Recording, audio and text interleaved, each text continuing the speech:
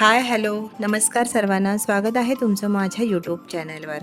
तर चला आज आपण खरवसच्या दुधापासून खरवस कसा तयार करायचा आहे ते बघणार आहोत। तर चला अतिशय साध्या सोप्या पद्धतीने मी दाखवलेलं आहे, तर तुम्हाला नक्कीच जमेल। तर सुरुवात करूया। सर्वप्रथम एका कढईमध्ये पाणी ठेवायचं आहे आणि पाणी उकळायला ठेवून द्यायचं आहे, तर बाकी तयारी करूयात। हे बघा मी पाव लिटर असं दूध आणलेलं आहे। खरवसच्या दुधाला चिकाचं दूध असंही म्हटलं जातं। तर हे बघा आपण घ्यायचं आहे 250 ml मी घेतलेलं आहे। हे बघ ग्लासाने मोजून दाखवते। हे बघा इतका आहे, 70% हे ग्लास भरलेला आहे। हे बघा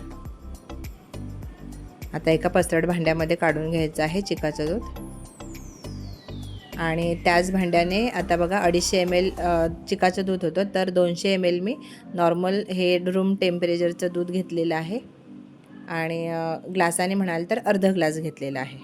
आता हे बघा साखर टाकायची आहे। मी तर साखर टाकलेली आहे, तुम्ही जर गूळ टाकलात तरीही चालेल। आता यामध्ये गूळ टाकायचा आहे आणि वितळवून घ्यायचा आहे। याच्या आधी मी खरवस गुळाचा करून दाखवलेला आहे, पहिला माझा व्हिडिओ आहे गुळाचा खरवसचा। आता मी साखर टाकलेली आहे। आता साखर ही वितळवून घ्यायची आहे, व्यवस्थित विरघळून घ्यायची आहे। बघा अशी छान विरघळवून घेतलेली आहे। आता यामध्ये वेलची पावडर टाकायची आहे, तुमच्या आवडीनुसार कमी जास्त करू शकता आणि थोडंसं जायफळ किसून टाका, नक्की ह्याच्यामध्ये खूप आवर्जून छान चव येते। तर जायफळ असेल तर जायफळ तुम्ही नक्की टाका। आता व्यवस्थित असं मिक्स करून घ्यायचं आहे। आता हे बघा जर तुम्हाला अशी प्लेट नसेल तर प्लेटमध्ये नाही टाकलं तरी चालेल, अशाच पसरट भांड्यामध्ये हे असं डायरेक्ट स्टँड ठेवून ठेवू शकता। आता माझ्याकडे ही प्लेट होती, छोट्या छोट्या वड्या काढायला छान असतात म्हणून मी प्लेटमध्ये टाकून दिलेलं आहे। आणि हे बघा हे मी खोबरं थोडंसं किसून वरून भुरभुरून टाकलेलं आहे।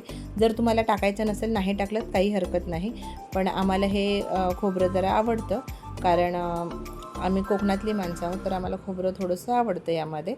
तर तुम्हाला नसेल टाकायचं नाही टाकलं काही हरकत नाही। थोड्याशा केसरच्या काड्या पण टाकायच्या आहेत वरून, दिसायला छान दिसतात म्हणून टाकायच्या आहे। नसेल टाकायच्या नाही टाकल्यात तरी काही हरकत नाही।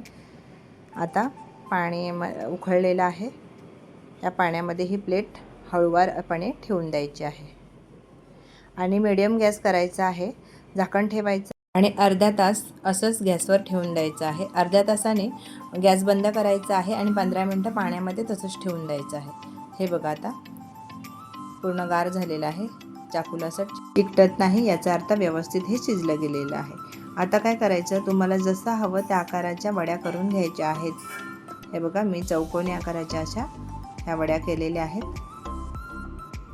हे बघा इझिली या निघतात, थंड व्यवस्थित झालं की इझिली व्यवस्थित अशा ह्या वड्या निघतात। हे बघा तयार आहेत ह्या वड्या। तर जर कुणाला वाईट पेशी जर कमी झाल्या असतील तर 2 दिवसातून तरी एकदा ह्या वड्या खा, खूप फरक पडतो त्याने, नक्कीच वाईट पेशी वाढण्याला मदत होते। तर चला वेळात वेळ काढून माझा व्हिडिओ पाहिलात त्याबद्दल मनापासून धन्यवाद।